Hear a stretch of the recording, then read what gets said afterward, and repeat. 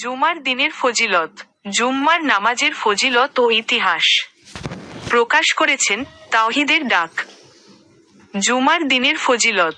জুম্মার নামাজের ফজিলত ও ইতিহাস। বিসমিল্লাহির রহমানির রহিম।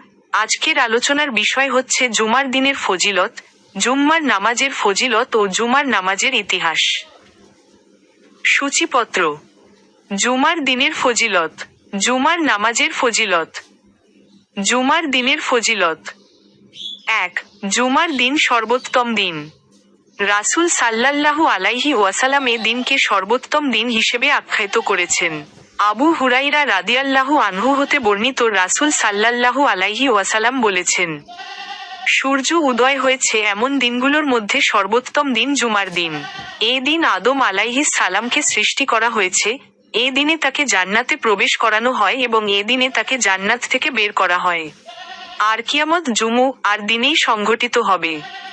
মুসলিম হাদিস 854-18, তিরমিজি হাদিস 488, নাসাই হাদিস 89-3। ২. এই দিনটির মধ্যে জুমার সালাত রয়েছে, যা ইসলামের অন্যতম গুরুত্বপূর্ণ বিধান এবং বর্ণিত রাসূল সাল্লাল্লাহু আলাইহি ওয়াসাল্লাম বলেন, আর দিন এমন একটি মুহূর্ত রয়েছে, যদি কোন মুসলিম বান্দা ওই মুহূর্তে দাঁড়িয়ে সালাত আদায়রত অবস্থায় আল্লাহর নিকট কোন কিছু প্রার্থনা করেন, আল্লাহ তাকে তা অবশ্যই দেবেন। বুখারী হাদিস 935, মুসলিম হাদিস 852।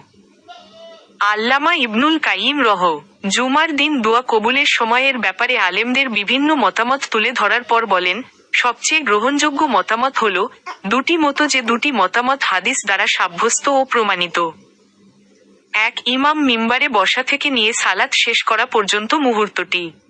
কারণ আব্দুল্লাহ ইবনে ওমর রাদিয়াল্লাহু আনহু হতে বর্ণিত, রাসূল সাল্লাল্লাহু আলাইহি ওয়াসাল্লাম বলেন, ইমাম মিম্বারে বসা থেকে নিয়ে সালাত শেষ করা পর্যন্ত।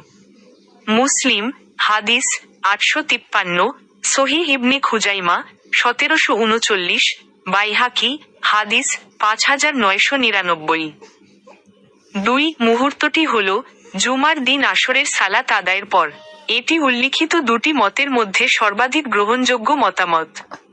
জাদুল মা-আদ 390-389-1। ৪.